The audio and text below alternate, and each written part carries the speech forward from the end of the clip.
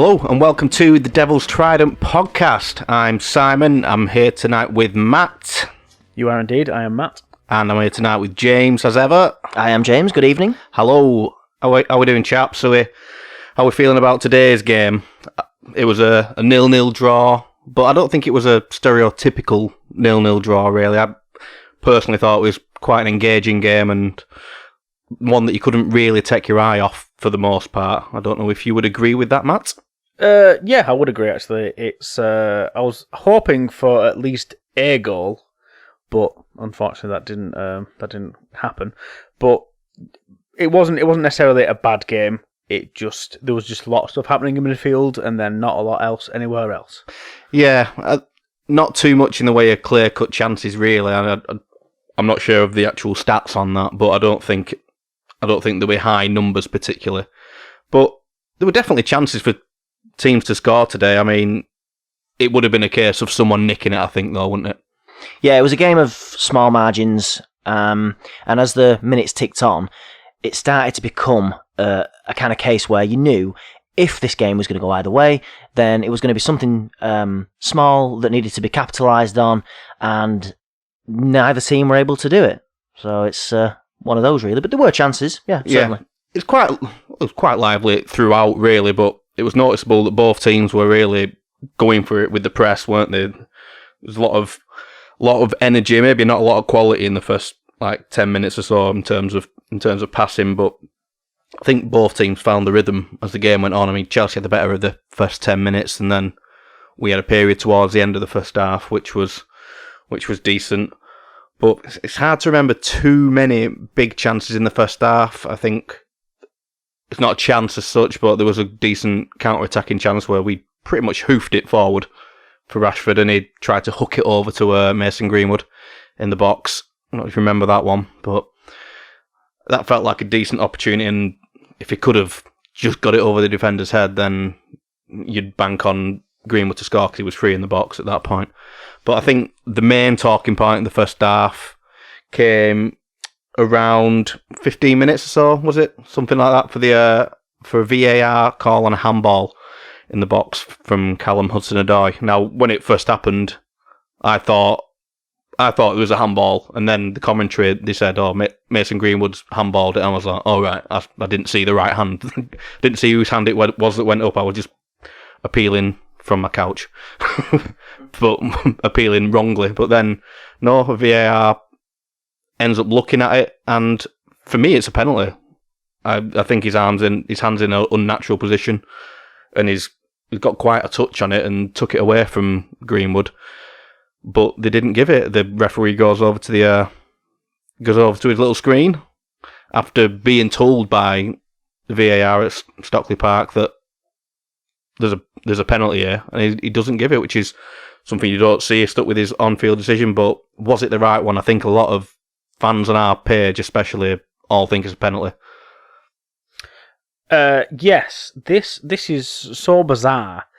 I mean, because while we're watching the game and you see what's unfolded, and I turned to James and said, I was like, well, that's clearly a handball. Why they're not checking for it? And then it's like about a minute of the game goes by, and then Gary Neville says they are checking. I was like, oh right, they are checking. Well, yeah, well, damn right. All right, yeah, fair enough. Yeah, that's all right. And then again, you get another 30 odd seconds into it, and they're still playing, and then nothing's happening. But Gary Neville's insisting that it's going to go to a VAR check, and that they're going to have to address it. So I was thinking, oh, well, this is mad. They have to wait for it to go out of play, don't they? I think. Yeah, generally. Yeah, I get that, but it just went on for a ridiculous amount of time before the ref goes over to the monitor, and then has a look for himself, and how he's not. Well, I think we all know what's happened there, but we'll probably touch on that in a second. But how was he gone to that screen, not seeing? How was he got after seeing it with his own eyes and being quite close to the action, then goes to the monitor and then again dismisses it as not a handball? I think it's mind blowing because you can clearly see the ball hits his hand and it almost puts more spin on it. You can see the ball change direction and add a bit of spin on it, which obviously only happens if your ball hits the hand at that point, like you said, in an unnatural position. And and then obviously after that it kind of bounces off the both of them. But yeah, it's just mad to think that they've not given that. Yeah, penalty for you, James? Well, I'm with you because initially I thought that Greenwood had made the infringement there because there was arms up, definitely, and the ball came across. Kind of thought it was something or nothing because then Chelsea went on the attack. And it was, I think, like you said, like Chelsea players were actually appealing. They were like, handball, you know. Yeah. And so, but then it was Neville, it said, like, actually they are looking at it, but seemingly it's a United, it could go United's way. So we watched that Chelsea attack sort of fizzle out. And then I'm thinking, I didn't see anything there. I saw Greenwood sort of like, motion towards the ball. He was trying to get it under control. But something looked off there. But for no time there did I think that Hudson-Odoi had, like, you know, touched the ball. In real time, do you mean? In real time, of course, yeah. Well, I mean, it happened so fast, didn't it? But like, I don't think any of us thought that actually a Chelsea player had touched the ball with the hand. But when you look at the replays back, it's a bit farcical, really, because, you know, you see the replay back and you see that he's touched it and he's sort of like took it away from Greenwood inadvertently, or however you want to call it, but he's took it away from Greenwood. One thing I saw on Twitter was that one still image was used as a meme, and the caption was, "Wearing the ball like a massive engagement ring, no penalty." Was that Paddy Power? I don't know, I don't think so. Paddy Power posted something like that. I do. Well, there you go, yeah, okay. That's good. But yeah, I mean, that was again, a still image doesn't tell the whole story, but I mean, that's where the ball literally was resting on his engagement ring finger. But no, and then you've got to get into sort of subsections of the rules, I guess, and all of that. Neville seemed a bit convinced it was a penalty. There's no bias there. He was like, I've seen more ridiculous ones given. I think we all have as well. He's 100% right in the fact that it would have been given earlier in the season. No doubt. Without question. I don't even think the referee goes to the screen earlier in the season. He just probably, I mean, I don't know. He gets the call, doesn't he? And it's like, look, you know, Stockley Parker on the phone. It's probably a penalty. You're not going to like it. You're not going to like this. No, so I think it was a penalty, but if you really want to scrutinise the rules as to, I don't know, intent or whatever, I don't know why it's not given. But at the same time, I want to say that you could see why they didn't give it. Like, I kind of want to give that kind of approach too. And the only thing I can think of is, you know, it's accidental and his arm's not in that much of a unnatural position. But then, I mean, it feels like it is kind of T-Rex. It is an unnatural position, massively. So, I think it's his arm goes up to meet the ball. Yeah, he's got his eye on the ball. He knows where the ball was going, but yet he still puts his hand up there. Here's the thing. Okay. Here's a thing for you. No, I've just thought now. Maybe the referee was thinking that two wrongs don't make a right. So maybe he looked at the first time it touches Hudson-Odoi's hand, but then it sort of seems to touch Greenwood's upper arm, doesn't it? Almost his shoulder, though, to be fair. It's very high. Anything above you, it's very, anything very on the high. sleeve of the shirt is not handball anymore either, is it? Well, because, see, the Chelsea players were adamant that Greenwood had handballed it. So the only thing I can think of is maybe he thought, he handballed it, but he handballed it too. There you go. Yeah, well, there's a bit of controversy that stemmed from Luke Shaw's interview after the game, which Roy Keane was not just a bit befuddled by that. I didn't like that interview anyway. Luke Shaw looked very, very uncomfortable talking about anything. I think Luke Shaw tends to show that he's just frustrated after a game, and sometimes he just doesn't want to speak to someone when he's just frustrated at the fact that the game's not going well. Because sometimes he does speak well, sometimes he does just blabber. But the main talking point from it was that the referee said to Harry Maguire, Jacob Harry Maguire, that the referee said, "I can't give it because it'll cause too much controversy." If he's actually said that, that is bad. That is mad. So I don't know if anything else has come out since the game on that one, but Solskjaer was also asked about it and then told that Luke Shaw had said this because Solskjaer said he wasn't going to mention it because he's not getting in trouble, but then went back in after discussing the fact that Luke Shaw had said it, and then made accusations about Chelsea's website or something like that, influencing the referee. I don't know what that was about either. Was it the Chelsea website? There was. Do we know specifically know what's about the Chelsea website? I think he was talking. He said the website, didn't he? So I assume he means Chelsea. I thought he just said the website. I think he might have been talking about the Premier League. Oh, maybe I don't know then. Possibly we'll have to seek clarification on that for the second half of the pod. I'm just confused about how Solskjaer's gone out of his way to find. Well, he's probably had something pointed out to him, hasn't he? He's obviously seen something that riled him. But but who in the United camp's gonna see that? Who's on the United camp scrolling through the Chelsea website? Nicky Butt. Your media communications officers are going to know about stuff like that. Yeah. But yeah, just to enlighten you further on that, it was about United getting so many penalties and trying to influence the referee, I think, or something like that. And Solskjaer deemed it as naughty that that a narrative was being created that United get so many penalties, and I think he was suggesting that it played into the fact that we didn't get given this penalty, as well as what the referee said, which is, I don't know what's going to come of that. He's undone his own reasoning for not giving their penalty there by saying that, because obviously that's come out now, and it's obviously going to fuel more controversy. So he's made his own grave there by saying something like that when he didn't need to. It could have just been like, it wasn't handball. Mm-hmm. And then, but he's just made it worse for himself and created. Obviously, he's added to the narrative that people are not going to give us penalties now. Because what happens if we go to the rest of the season and get naff all penalties? That's a narrative that's been created and also been fueled by this game.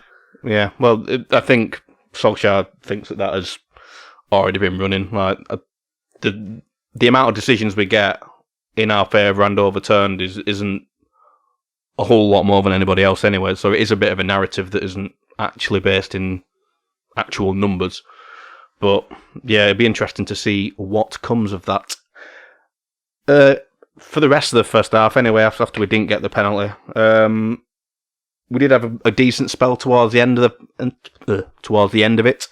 I thought Dan James looked busy again today. I think it was a good selection actually for the work rate that we needed, because we were just pressing really high at some points. I think there was a point around the half-hour mark that everyone was pressing the keeper and the full-backs and centre-backs in their box. Like, we were really, really going for it, which was good to see. And Dan James's energy really helped with that. It was everywhere, tracking back and harrying people all the time and forcing errors, which was decent. But we didn't create too many clear-cut chances. They had one with Callum Hudson-Odoi crossing into the box for Giroud, who afterwards crashed into the post and at his backside, quite amusingly.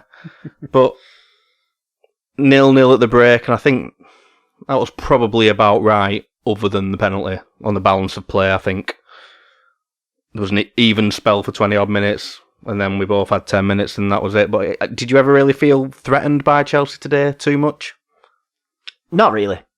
In all honesty, not really. They were always capable of causing us some issues, and they did.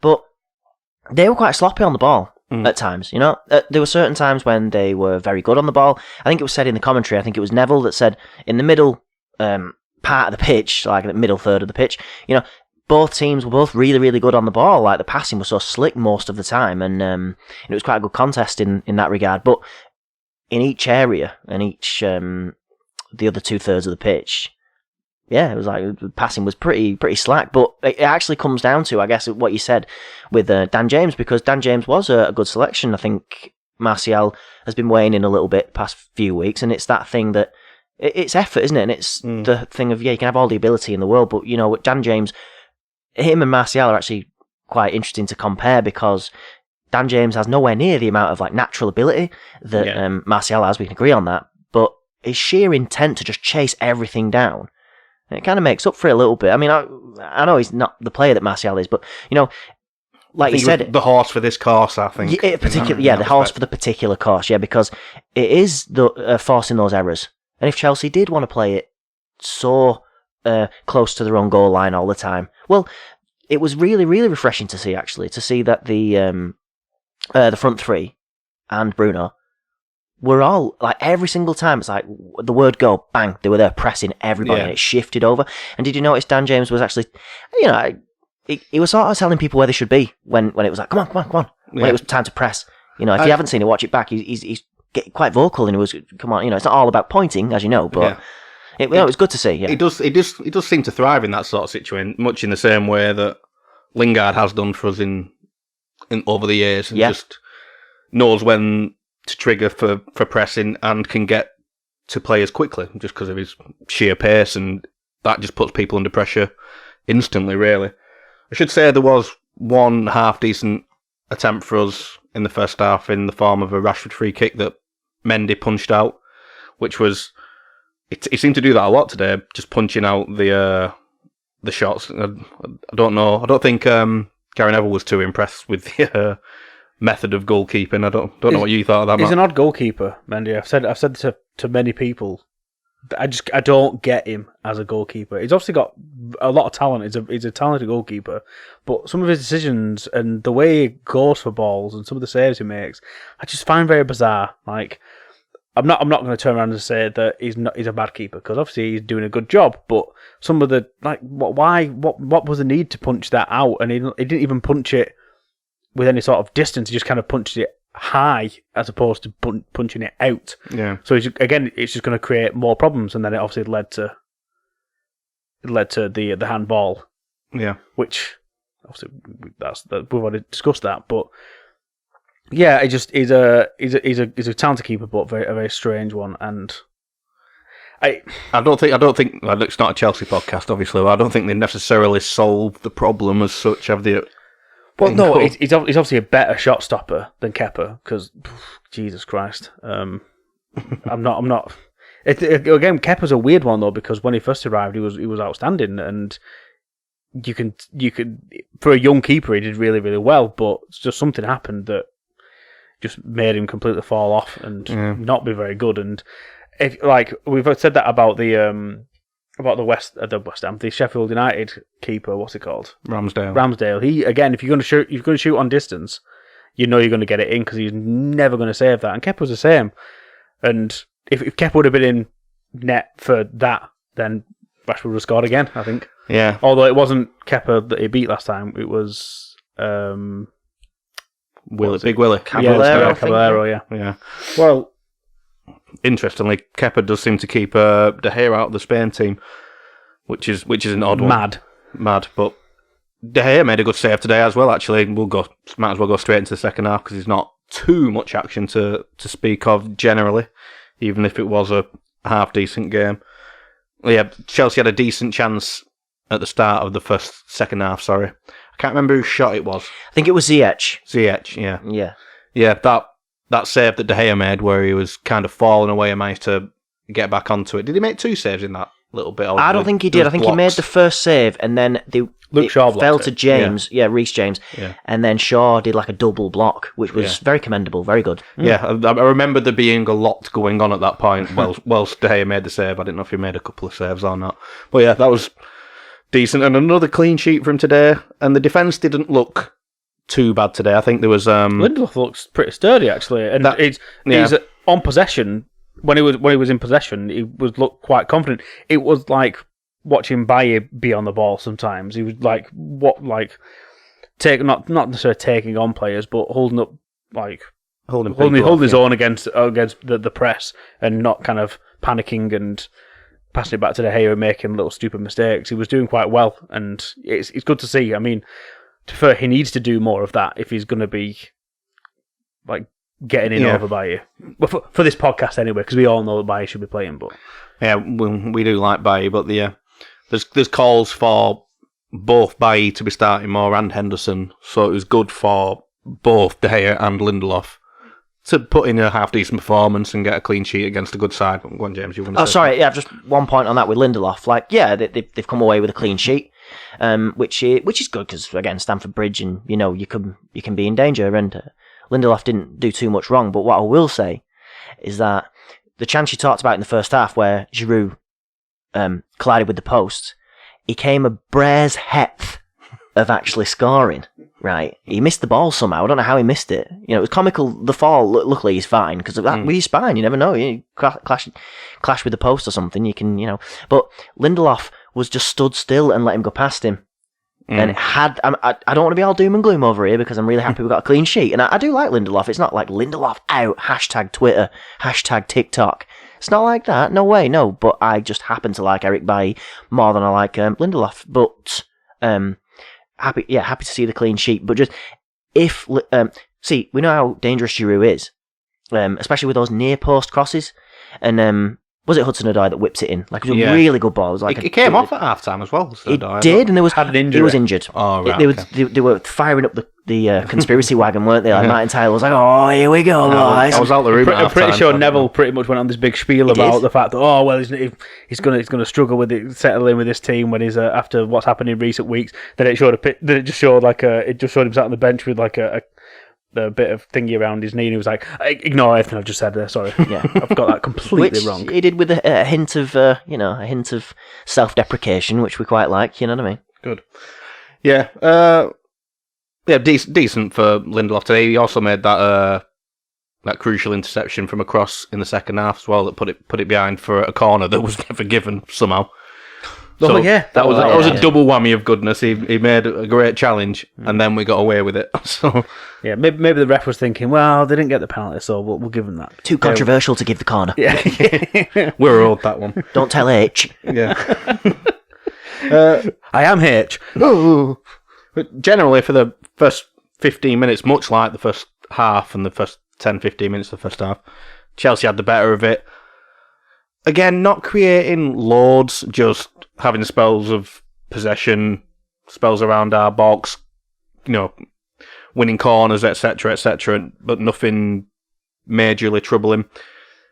And you're wondering when we were going to come back into it, and we were kind of sitting back, as we do sometimes in these big games, and waiting to get the counter-attacking breaks. And then around the hour mark, all of a sudden we came to life again, and we were getting those breaks once Chelsea had got into a bit of rhythm of attacking us high up and, probably getting a bit too confident and playing a bit too high a line, playing into our hands, essentially, whether that was a tactical plan from Solskjaer and United to bring them on and then go at them. But we did, and Bruno, again, today is going to get it levelled at him that he hasn't quite performed in the big game. I think it would have been different if we'd have got the penalty and he scored it, but a couple of counter-attacks today. He's overhit his passes I think both times out to Rashford, and things are kind of broken down through him, which is odd and a bit frustrating to see today. But I think we did start looking dangerous around the hour mark. Yeah, in regards to Bruno as well, obviously the game plan for Chelsea with today with Kante was to just kind of completely cancel Bruno out, and I think Kante did a good job of it, to be fair, because in these situations where Bruno influences the game, he's got a bit more space to go forward and he's got more time to find these passes and do a lot more, but he wasn't actually doing as much because he found himself with the ball but couldn't really do a lot with it because he wasn't given the normal space and time that he would get, and I think that's because Kante was there on him a lot of the time, and he still got it. it's just good bit of tactics there by Tuchel, but even in these situations where people are trying to cancel out Bruno, he does kind of normally find that little spark to kind of push us through, but wasn't his day, and I think it'd be unfair to say that. He's never going to influence, have an influence on the big games. It's just. Oh, I remember him scoring a decent free kick against Liverpool in the cup a few weeks ago. So. I think it's more just at this moment in time, to quote Gary Neville. I think he's having a bit of a tough one. But again, we've seen that with quite a lot of our players this season, where they're going to go through a run of games where they're not being as good as they possibly can be, and it won't surprise me if Bruno's back doing these normal Fernandes things in the next couple of weeks. Yeah, I made the inspired choice to not make him a captain for fantasy football this week. Yeah, same. So, although my choice was Vardy, and he completely let me down. Well, he could still get like a hat trick and 14 assists on Wednesday, and prove me wrong. But I did have an inkling that big game. Sometimes Bruno doesn't quite get the numbers because the games are tighter, and there's less goals and assists to go around in these games generally anyway. So from a fantasy football point of view, that would be the case. But just generally, anyway, To be fair, I don't think we can whinge that he's not providing goals and assists in games that keep ending 0-0. Do you know what I mean? Like, there's everybody across the pitch isn't delivering the numbers in these big games at the moment. I think it went against the game plan that Bruno normally has with the way we attack the game, pressing so high, not seeing a lot of the ball, but then obviously sitting back and then playing on the counter is when Bruno was better, but still wasn't as good as he probably can be. But he didn't have a lot to do in the first half because we were just pressing high and not seeing a lot of the ball. Yeah, I think that spell of pressure that we had, there was a decent effort from Mason Greenwood that just went wide from the wide of the post. A good effort from McTominay that got blocked after Luke Shaw broke into the box and got to Wan-Bissaka, I think it was. But the big part of the game, other than the free kick, I don't know if you caught this, but Fred got the ball on the edge of the box, and my commentary at that point was, no, not Fred, not anyone but Fred there. And then he shoots with his right foot, and you're thinking, oh, God. And then it just whistles past the post, or just, like the upright. And you're like, oh, decent effort. And then the camera pans to Solskjaer, who has the biggest grin on his face and giving it the big thumbs up. And it was absolutely hilarious, because Solskjaer was all of us at that point. Did you catch that? I did caught that. You did. And had I been in the stands, I could have caught the ball as well. It was never going in. Yeah, not to be Roy Keane and sort of detoxify this kind of positive atmosphere, but like I was looking at Ollie going, it's not funny. What are you laughing at? It's not funny. Don't let him shoot from there. It's not going in. Like, if it goes in the top corner, I'm laughing with him. I think he was laughing and smiling because it was I get it. Closer than he would normally be from an F. I get it. And the fact that there wasn't a lot of options around him, so his choice was to shoot, but to be fair, it was the best option at that point. I'm not being like Captain doom and gloom, but I just, for a split second, because like when you said your personal commentary inside your head or whatever it is, it's like you're thinking, okay, Fred's got the ball now, let's be sensible. and the game, the way it played out, like you mentioned the Mason chance there, again, it weren't too far away, was it? No. The Fred chance wasn't too far away. There's a few things, and I said at the start, it was a fine margins kind of. It's a bit weird because that was Lampard's mantra, wasn't it? It's fine margins, fine margins. Solskjaer's as well. Yeah, it's a common. There you go. It's the managerial cliche thing. You must be under 50 to use this. It's the new mantra. Breed managerial cliche. Yeah, switch. So yeah, and so it was slightly frustrating to see these things just go, slightly wide, and because. The point I was going to make about this is, I was speaking during the week about this. Obviously, we made the prediction last week. I can't remember what I predicted. Did I say we'd win 2-1? I'm not sure. We all, for this game, we all said 1-0. Did we? Okay, fair enough. We all predicted a draw, so we were all right. Yeah. Well, the closer it got to the game, I started to think, we've seen this kind of game before, like a so-called big game, or big six, whatever you want to call it, and they had 0-0. Because both sides are a little afraid of losing. We knew that it'd mean more to Chelsea to get the points this time around. And I mean, perspectives and all that, but, we stay in second with a point, and, Chelsea could have really got ground on us and the top four and stuff.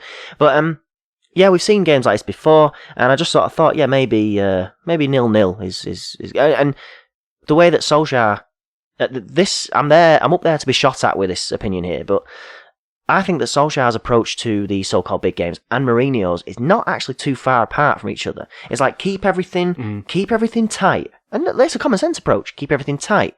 But it's like Mourinho might be more cynical with it, like give loads of fouls, like don't make football. I was joking, me and Matt, of course, live in the same domicile, so we are able to watch football together. I was joking with him watching a Spurs game. I was like, look at Spurs when they go 1-0 up. Mourinho pretty much instructs them to not let football happen. By all means, no more football today. Don't let football grab someone's ear. Like just don't. And so obviously Ollie's not that cynical, of course. But and neither is Tuchel. So this kind of game, yeah, a little bit cagey. Both teams a bit defensive, but not too much. I mean, you can't. It's not like it wasn't like a production line sort of 0-0 sort of game that we've seen. Yeah. Like, it wasn't the City game by any means. The one at Old Trafford. Yeah. But when it's like limit the chances in the game. Like, so make sure that you're not on the receiving end of a beating. But then if these little things are going to come up, by God, make sure you're on the end of them and try and score. Yeah. And then you come away with a win. If you don't get beat. And I'm not saying that's what he set out for, but like I said, the minutes tick by, and you're thinking, just anything small we can grab a hold of it and convert. And that's why it's a shame that Bruno just wasn't there today, just wasn't on it by his standards. Because he's a phenomenal footballer. People, before kickoff, I'm scrolling through Twitter, I don't know why, because it's a complete cesspool of nonsense, except the Devil's Trident, of course. Please follow. Please follow us. But no, people's opinions are all daft and stuff, aren't they? So I'm scrolling through there with some United-based content. They were saying, in fact, it wasn't even necessarily United. They were talking about who's the top 5 players in Europe at this point, at this point. And a lot of people were throwing Bruno in there. Without thinking too hard about it, I think his numbers have got to put him up there, and it's just his talent. I've got to put him up there. Yeah, goals and stats, because Memphis Depay was in there for a lot of people. And I mean, that's the French league. It's a hot debate for another time, maybe. But Bruno was trending because he was in these kind of lists. So he'll know he didn't. Some of those passes, you know that he'd get those any other day of the week. He'd be getting them passes right, and maybe it connects to a move. But to summarise, Bruno wasn't quite at it, which was a bit of a shame, and it sort of ticked towards a 0-0, and it's just a shame we couldn't capitalise. Yeah, that's the 5th 0-0 that we've had against fellow top 6 sides this season, and 2 of them at home, 3 of them away. But I think you're right in what you say about the Mourinho thing. I don't think that's too dissimilar, really, to a lot of big teams. Really, you against your big rivals, you try not to lose away first and foremost, and when you try, win at home. We've not done the winning at home, but we've not really lost away either. Well, we haven't lost away all season, so there's pluses and negatives to it. Our home form, as we've said all along, is going to be the reason we don't win the league. If our home form was anything like, if our home form was just as good as it has been generally for the last few years, we would probably be neck and neck with City. Just because we dropped like a stupid amount of points at home. You could have just turned 4 of those draws or losses into wins, or not just magically turn them into wins. But do you know what I mean? Like, yeah, you don't. Maybe you will lose one of them. Maybe you will lose a game against someone lower ranked, like we did Sheffield United. Maybe you'll get the odd one of them a season, but we've had the Crystal Palace one, the Sheffield United one, and then just a shed load of draws. The Spurs defeat. I mean, the whole home record generally has been a bit of an anomaly. So you'd think we'd be in much more contention if we could have sorted that out. But it's looking more and more like City are going to run away with it, because we didn't get anything out of the last period of the game. And I think, like you say, it did turn into a don't lose, especially the last 10 minutes. That was actually my notes. Is it don't lose time now at 80 minutes? Because not too much happened. I mean, we had a break late on with where McTominay, if he makes the right pass, and that's the moment that you're talking about as well, where you can nick it, and that would have been perfect. Like 90 plus. If McTominay makes a good ball into Rashford or Dan James, who came fucking absolutely gazelling it up the pitch, if that pass is right, it's a different story, and we're talking about still keeping pressure on City going into them next week. But I think it's getting more and more the case now that City just keep winning, don't they? And we're now 12 points behind. And I don't think you can be too disappointed with 0-0 away at Chelsea generally, but the bigger picture is what it leads to is probably the title race over, really. Yeah, you'd hope that it's not, but it's going to take some sort of miracle for us to kind of catch up to City now. And one thing I will say is, City, we've said it before, City can be beaten, and I saw a lot of City fans on social media yesterday going into that game against West Ham, and even like at half time being worried about where they were playing and who they were up against and what happened, especially in the first half. Yeah. So they're not untouchable. they can drop these points, and I'm hoping that there's going to be a time where there's going to be a catalyst where something's going to happen, which means City go on this run of not being able to win every single game. Yeah. I mean, it's hard to see, but if they somehow get knocked out of the Champions League and they find themselves in a bit of a slump, then I don't think you want them to get knocked out of the Champions League. I think you want them to stay in it, really. Because but it could also be a thing that kind of sets a negative impact. Yeah. Complacency could set in, I suppose, if they've dropped out of a big competition and have almost got their hands on the Premier League one. But I just can't see it now. I think 12 points with how many games left now? Is it 12 games? Possibly, I think. Yeah, so I think second is the goal, but shall we get into where that leaves us after the break and think about Crystal Palace on Wednesday? Yeah, let's do that.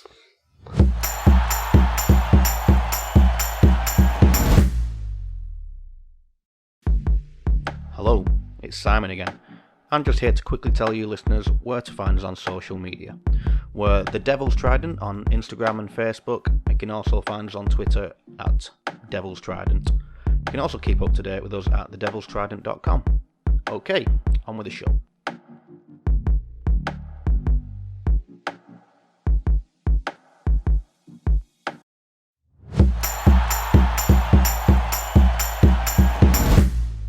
Right, we're back. So let's think about where today's results and the weekend's results in general, really. Where do they leave us in terms of our prospects for the rest of the season, really? I've kind of given my opinion that I think we're out of the title race at this point, barring some miracles and a win next week at the Etihad. But some interesting results today, generally, that kind of went in our favour, and yesterday with the West Ham and City one that we spoke about. Leicester losing to Arsenal is a good result for us. They're always going to drop points at some point, I think, Leicester, but I think I personally fancied them to win that one today. Yeah, same. That's why I made Vardy my captain in fantasy football. The double game week. I thought, this is the game you can just imagine commentary, and it's him again, it's Vardy. Who else but Vardy? Yeah.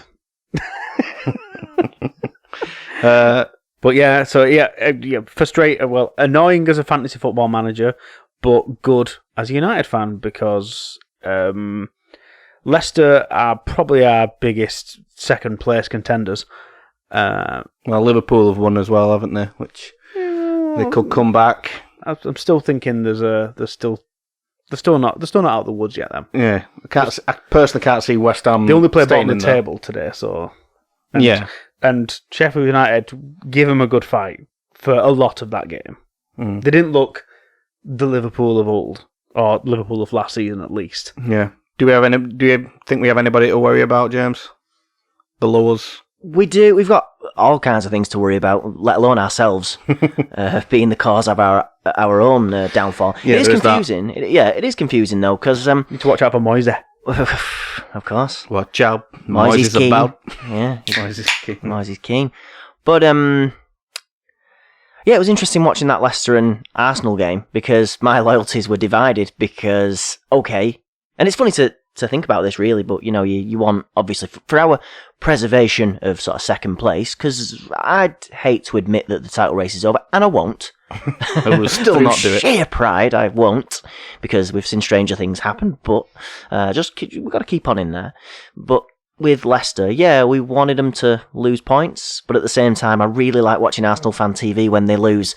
So the commentary described Arsenal cutting through Leicester like a knife through butter. I would argue it was like a knife through banter, because I really wanted to see the angry fury of Arsenal fans. Ruined your Sunday night. It actually has a little bit. It dampened it somewhat. But then next thing you know, it was passed over to us. It's like, can you beat Chelsea? And then you can put daylight between yourselves and Leicester, and that's kind of the real. That's the real quiz now. That's the real quiz.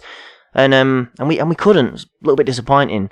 1 point gain, but Yeah, 1 point gain. I mean, you take every week as it comes. It's just that you start to worry about, because it is quite tight. I mean, it is really tight. But I think there's a good gap between us and whoever's in fifth. I don't think we're in danger of dropping out the top Villa? four. Villa in fifth. No. It'll be was Chelsea, wasn't it? Is it Chelsea? Oh, I Chelsea. thought it was. Let me refer to the standings. Chelsea are fifth on 44. Same games played as us, sixth. So that buffer's still there. Liverpool 1 to go within 1 point of Chelsea, and they're in sixth. But Liverpool, Chelsea play each other on Wednesday or Thursday, don't they? So yeah, And they'll both explode. So if they draw, and we can get a win against Palace, then there's a really decent lead over the teams outside the top four, which would be a huge plus. Everton have got games in hand and haven't played this weekend yet, so they're in with a shout. But also Spurs, who won convincingly today as well. I wrote them off last week as top four candidates, but every now and again they'll pop up with a decent result and decent performance. But I don't think Roy Keane is convinced that they will do that. I don't think he is, and I want to touch on the Roy Keane thing in a second. But what I will say about Tottenham is that I think we should be worried about Tottenham to a degree, because it seems like Bale is kind of finding his form again. Mm-hmm. And if you've got him, Son, and Kane all doing their bits, they're in theory they're a lot better team than they have been in the past few weeks. When you've got Bale, who's playing in form, but the whole Keane thing was ridiculous, and I didn't know anything about this at all until they mentioned it on commentary during the Arsenal game. Just to explain, No. It was a big tiff on Sky Sports between Jamie Redknapp and Roy Keane, just for anybody unaware of it. Yeah. So basically, they were having a bit of a heated argument, and we were watching. Oh no, it was the Tottenham game. And we were watching the Tottenham game, and James got the footage up on his phone and started listening to it, and I couldn't watch it, but from what I heard, it sounded amazing, and it was all really, really, really, really funny until Roy Keane dropped an Eye of the Tiger reference. Yeah, it was a crazy little rant. Anyone that knows Roy Keane knows he likes to go 2-footed. He really did. The best of times, he really did. Redknapp got it. Yeah, Redknapp got it. Souness got it in parts as collateral, I think, just because he was in the room. And yeah, it's apparently Dele Ali lacks the eye of the tiger. Just traded a fight. Trading passion for glory. Carry on. Back on the street. Come on. Eye of the tiger. Thrill of the fight. Forgot the lyrics. Line. What else we got there? There's the challenge of the rivals. Man, come on. The challenge of the rivals. Trading passion for glory. Sick of it. But yeah, he got a bit Welsh towards the end then. But but again, it was such an impassioned rant, and it was funny. Like, it was almost, I mean, to be fair, okay, I'm not going to get my Arsenal Fan TV fixed tonight, but that Roy Keane thing filled the, that did for me, fill the void a little bit, didn't it? It's golden. You know what's annoying? The fact that you don't have thingy there to egg him on either. Mika Richards should have been nowhere near that. No, it'd have been brilliant, because it would have made it 10 times worse. Because you know that Mika Richards loves to poke the bear. Loves to poke him. He looks like a bear at the moment because he's looking homeless, isn't he? Did you see referring to Keno's looks? Obviously, he's on Instagram now, which is the best thing ever. Oh, yes. Did you see he's one in his bike helmet today? Yeah. Like, he'll wear the helmet, but if you catch me in Lycra, push me off the bike. I don't know if that was like a jibe at Michael Owen, who fell off his bike in Lycra this week. Did it? Yeah. If you go onto his Twitter and find it just pulls up outside his house with his friend that he's riding with, and then pulls up against the wall, and then just falls off his bike. Yeah, brilliant. God, that's the most So Michael Owen thing I could ever think of. Yeah, I don't know if Roy Keane was referencing Michael Owen, but I love the fact that Roy Keane is like he's doing you a favour by wearing a helmet. All right, I'll wear the helmet. Cheers, Roy. Thanks for that. But I won't wear it indoors. Like, I'm only wearing it on the bike. Like, nowhere else. No, none of our business, to be honest with you, Roy. You crack on. No one's going to argue with you. Well, Jamie Redknapp might, but Yeah. You'll get shot down. Well, yeah, that was all pretty entertaining. Right, moving away from Premier League anyway. Second place, going into a Crystal Palace game, which we'll get some predictions for later, but there's a action from the Europa League. We're not going to talk about the 0-0 draw against Sociedad because no one needs that. That passed us by. But what it did mean is we drew AC Milan in the last 16, is it? Last 16. That's an interesting tie. Yeah, I'm not happy about this one. No. Like, if you were to give me any team that you want to face, these would be like top of the ones I didn't want to face. Like, even over, say, Spurs or... Yeah, like AC, I don't know why. I don't know why. They seem the most... Like, English teams are fine. Like, obviously you don't want to meet them, like, at this stage of the Europa League, but also I'd rather be... I don't know, you'd probably rather get them out of the way.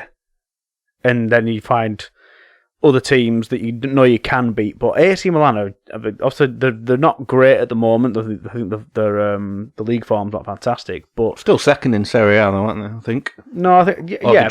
They can't have dropped again because Juventus didn't win. Did they? No, but they've not been as good recently. No, But they have tailed off a little bit. But they still have. Although they beat Roma away tonight. Oh, did they? Oh, well, that's good for them. Mm-hmm. But again, Rome would have been one I didn't want to meet either. Yeah, I didn't want Roma either.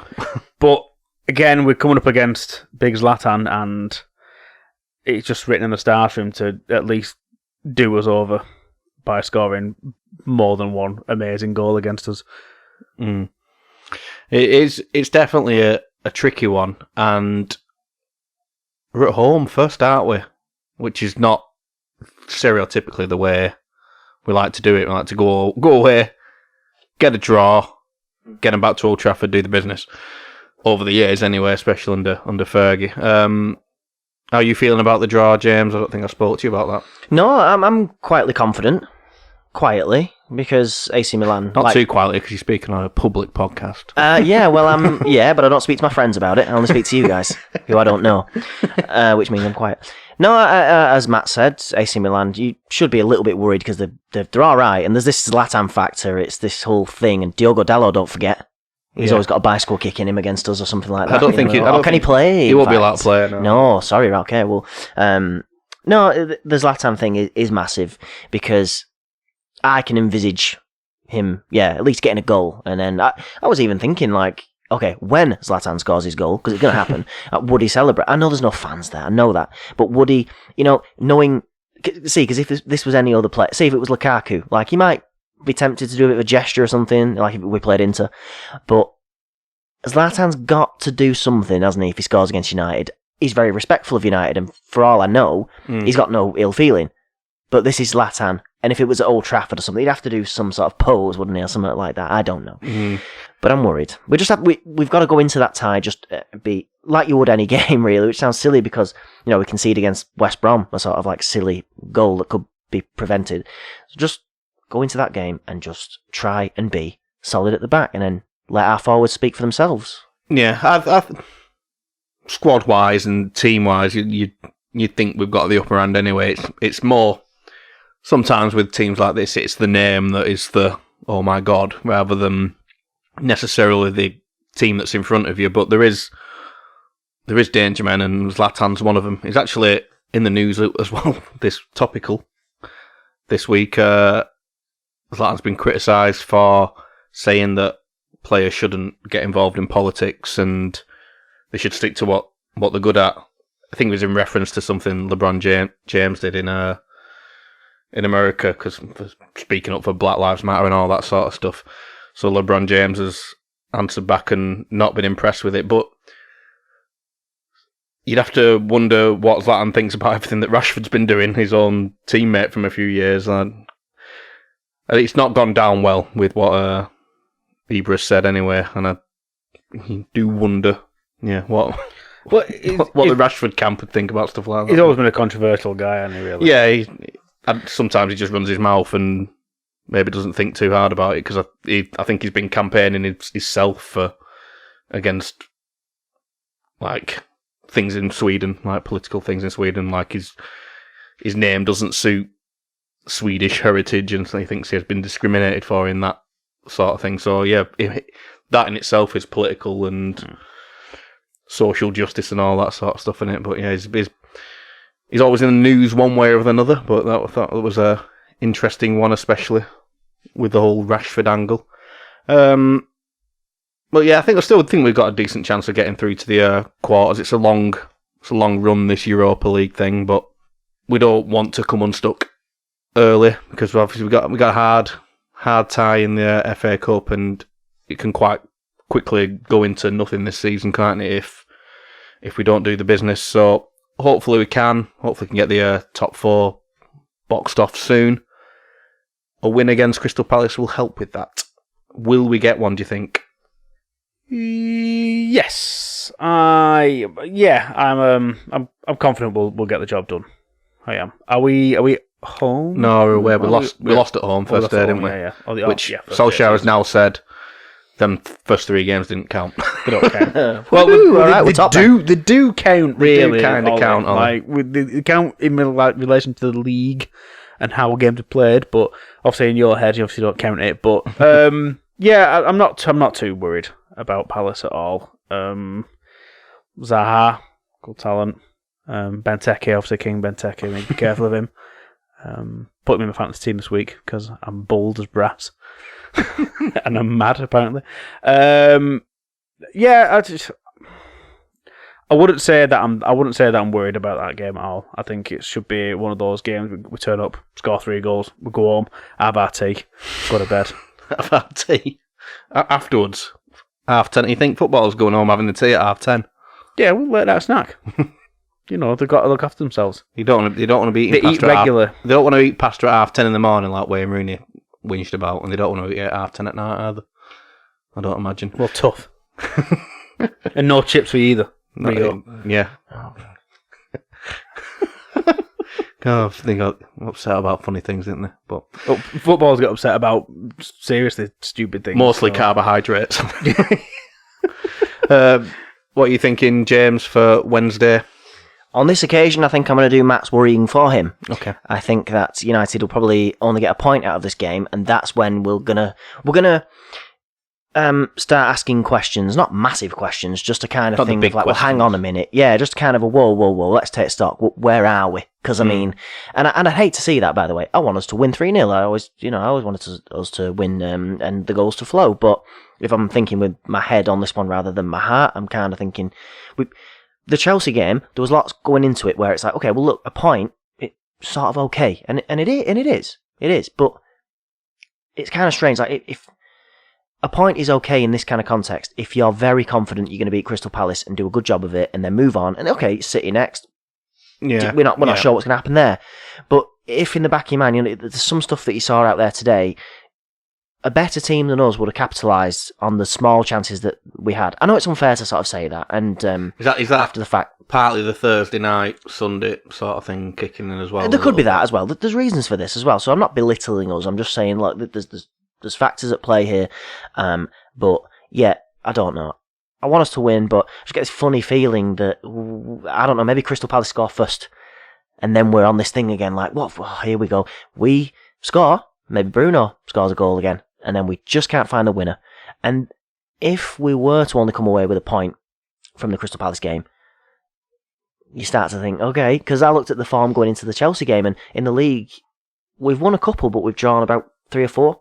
Yeah, we've not been brilliant results-wise recently, I don't think, and we always kind of have it. There's always a bit of a nagging doubt with this United team still that we don't quite trust us, which is kind of what you're getting at, isn't it? It's you never know which team's going to turn up for us, I'm confident personally. I think like Matt says, I think this should be one of those routine ones. We did the job last year. Got a nice, comfortable 2-0 one, I think it was, weren't it, away to them. So I'm expecting a similar sort of thing. Palace aren't particularly fighting for anything, are they? I don't think they're in danger of going down. They've not really got a chance. They haven't got a chance of getting in Europe, I'd say. So, for all intents and purposes, their season's not. It's probably going to play out into nothing really. So, I'd be more worried if you were playing a team that has everything on the line. But in this scenario, I think I'm not just saying Crystal Palace is going to roll over or anything, but I'd be more worried if there was more jeopardy. But I don't necessarily think there is for this one. So should we have some predictions then? What are you saying? 3-0? It was a 3-0. Bruno. Tony with 2. Tony with 2. Oh, He's coming back. He's coming back and scoring. Go on, I'll solidify my prediction then, but I hope I'm wrong. By the way, I want to clarify that. I hope I'm wrong, but I'm going with 1-1, and I'm going with Christian Benteke to score first. Bruno Fernandes from the penalty spot to equalise. Okay. I'm going to go, same as last year, comfortable 2-0 win. Nothing too flashy. Get ready for City on Sunday. That is hopefully the case. Like we say, games around us that could affect us in the league. Hopefully that Chelsea-Liverpool game draw would be fantastic, wouldn't it? And then 3 points for us would be... We're getting to top 4 secured sort of stage, aren't we? With if we're thinking the 12-point gap for us to City is like a bit of an unreachable goal for us to win the league, then it starts becoming that for the people outside the top 4, doesn't it? Really, if we're 12 points clear in second of your 4th and maybe 5th and 6th place teams, then you've got to be as confident as City probably are about winning the league. So, yeah, I think we'll leave it there. We'll probably be back on Thursday for you guys, Wednesday night for us after the game. Until then, I have been Simon. He has been Matt. I have indeed. Goodbye. Ooh, and he has been James. I have been James. Goodbye. We've been the Devil's Trident podcast, and we'll see you later.